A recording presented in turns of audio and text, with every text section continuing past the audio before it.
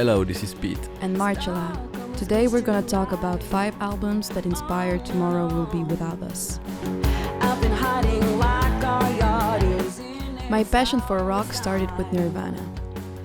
When I was a child, I used to sing some Nirvana songs without knowing what I was saying. At that time, my brother was really into Nirvana and played a lot of their songs on the guitar. When I grew up, I started to understand what was behind the songs and what they meant to a whole generation. In Utero really took me by surprise, as I expected another My Number 2.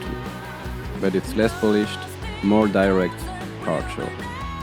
With time, I started to really enjoy the album, especially the anger behind Cobain's voice and how the guitar sounds. Radiohead is the best band in the world, and In Rainbows is one of their masterpieces. I think people have been focused on how the album was released and forgot to talk about the quality of the music. Everything from the very first second to the very last one is so fucking good.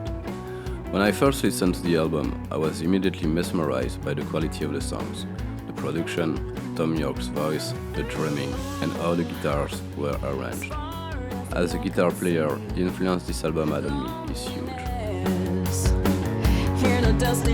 Months before we asked Alan to produce Tomorrow Will Be Without Us, we used to play this album over and over at home. Alan is a fucking great musician, singer, composer, and lyricist, as was Natasha. Her voice on the song Towers gives me goosebumps, and the energy she delivered on stage was incredible and a huge inspiration. I first listened to Live Through This when I was 8. It was huge for me. Finally someone who could sing all the anger I got inside me. Then I grew up, became a teenager, and Courtney Love incarnated the woman I wanted to be, strong and confident, and doing the fuck she wanted. I know some fans of the first albums don't really like this album, as it's quieter than what they've done before. But to me, Like Clockwork is the best record they've ever made. The songs are great, with a lot of nuances. The way they were able to blend 2 and sometimes 3 guitars together is amazing. Most of the time they have heavy guitar up front and others that open up the space with nice reverb and delay in the backwards.